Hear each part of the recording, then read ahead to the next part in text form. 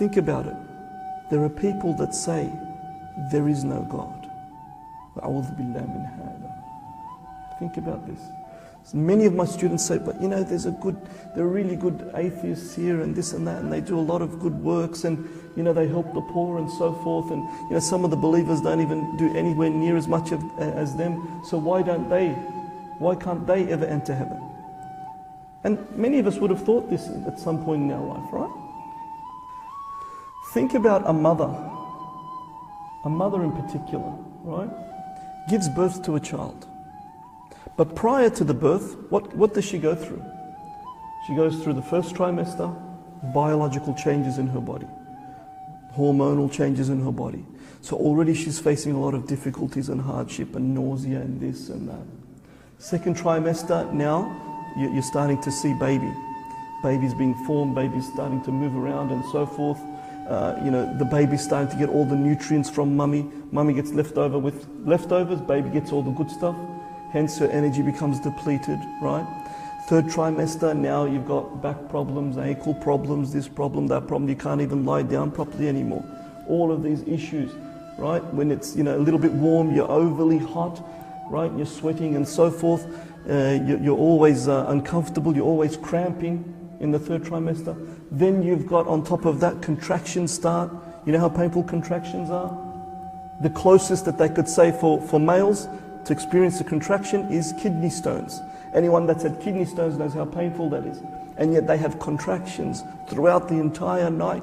Then they go through the difficulty of childbirth. After childbirth you think, alhamdulillah, all the difficulty is over. Then you realize, no, the actual difficulty is just beginning. Right? The difficulty is just beginning. Every problem of the child, you're worried about it. It sneezes, you're worried about it. Blocked nose, you're worried about it. It's got a fever, you're worried about it. She's waking up every 3 hours to feed it. She's changing its nappies all the time. She doesn't understand why it's crying. So patience upon patience. And then as the child gets older, different challenges begin to arise. Suddenly the child comes to the age of 18 and has a little bit of a dispute with its mother, says to its mother, "Who are you? You're not my mum," and turns her back. How would that be? To say there is no Allah, and Allah has done infinitely more than a mother has done to the child, no amount of good that you do can make up for that statement.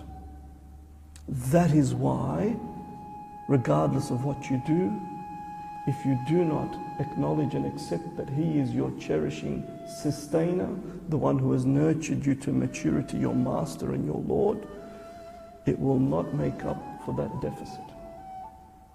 Unless, of course, the message has not reached you. Unless, of course, perhaps the Muslims have not done a good job in reaching out to you. In fact, probably even turning you off it, then embracing it. Allahu A'lam. Okay? So, even though somebody makes the statement that there is no God, does he deny them sunlight? Does he deny them children? Does he deny them blessings and nourishment and sustenance? But what would any other ruler do? Huh? That is why he is the most gracious, the most merciful. Rahmatu wasi'at kulli shay'in. His mercy encompasses every single inch of the universe.